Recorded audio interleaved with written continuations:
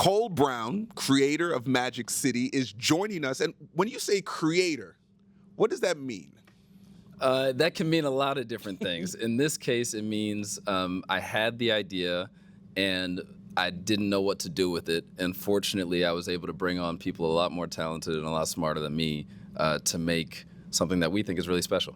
When you say special, for many people who've gone to Magic City, it's a special place. Yes. But where did the story come from? You said you had the story.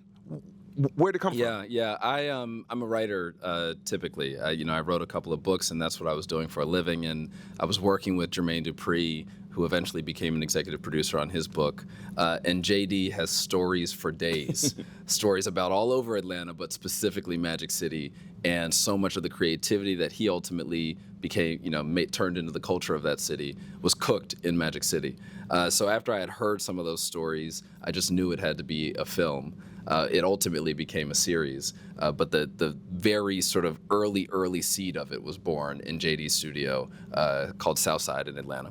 As a creator, typically, how long does something like that sit with you? How do you know I've got a hit or I've got something that I really want to go with? I wish there was an answer for the question typically, because I have this project has been cooking for almost 4 years now. I've got some that I feel just as passionately about that have been sitting with me for much longer than that. I've got ideas that we thought of and are talking about that came up last month. So it really can vary.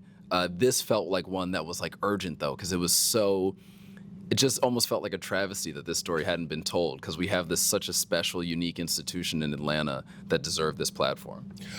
At the African American Film Festival, this is a stage for creators like yourself. It's a stage for even academics, educators, activists even. Yep. With the story that you're telling, does it have those elements in it? Because as you said, it's an institution in the city of Atlanta. I certainly hope so. I mean, the approach that I always want to take to the work that I create, and I know that Chaz, the director on the projects, feels this way as well, is subverting expectations. And I think when you hear a documentary on Magic City, there's all sorts of assumptions one could make. Mm-hmm. And what we really hoped and focused and tried to execute on was creating something that had a bit more depth, a bit more richness, a bit more academic rigor than what one might just sort of flippantly expect. What would you say to young creators, young writers who, you don't see a lot of us in the writing room, unfortunately, when it comes to big budget Hollywood features or even in the television writing room? What would you say to them to maybe hopefully one day get to where you're sitting? Yeah, I mean, first of all, I'd say I'm 29 years old, so I still view myself as speaking to my peer group when we're talking about young writers. And I think writing, there's a lot of different creative avenues that I'm interested in and have thoughts about exploring. The one that's unique about writing is that you don't need any permission to do it. So, I needed permission from people to create Magic City. There's budgets, there's characters, there's a lot of stuff involved. Sitting down with your computer or a pen and paper and writing requires no permission from anybody. And that's really why it was such a blessing for me to start my career in that way, because I was able to hone my craft just showing up to the office every day. And the office was, the coffee shop writing. So I think that the only advice that I could give to an aspiring writer is to write and to do that every day until you feel as though you have really honed this craft. Yeah. When do you, okay, this is a question I have to ask. What's your spin on a story? It feels like every writer, every creator has their own twist. How do we know when we're watching something that came from your pen?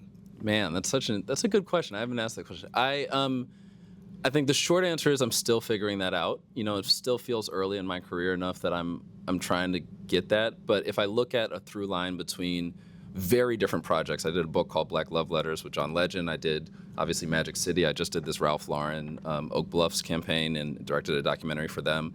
And on their surface, they seem drastically different. But I think what is a through line is taking another look at Black stories and telling them in a way that is perhaps a bit unexpected. I love my people. I want to celebrate my people. And I want to find the things that are sort of deserving of celebration in perhaps unexpected places. And I feel like Magic City was just a key example of that. Going to a place that a lot of people will write off and finding so much humanity, so much strength, so much entrepreneurial might was really special. Diamonds come from coal and they shine. I'm sitting next to a coal that shines like a diamond. Thank you so very much for joining us. Appreciate you, brother. Thank you so much. Our pleasure.